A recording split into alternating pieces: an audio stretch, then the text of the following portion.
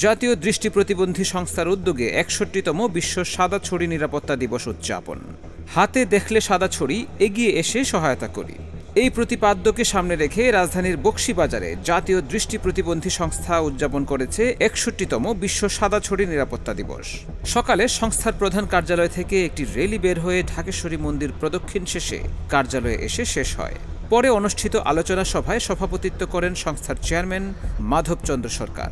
প্রধান অতিথি হিসেবে উপস্থিত ছিলেন অতিরিক্ত পুলিশ কমিশনার ট্রাফিক ডিএমপি জনাব জিল্লুর রহমান।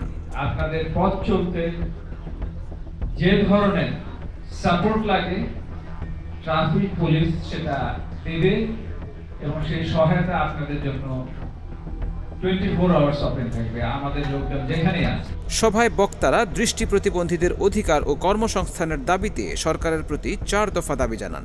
অনুষ্ঠান শেষে দৃষ্টি প্রতিবন্ধীদের মাঝে সাদা ছড়ি বিতরণ ও আর্থিক সহায়তা প্রদান করা হয়।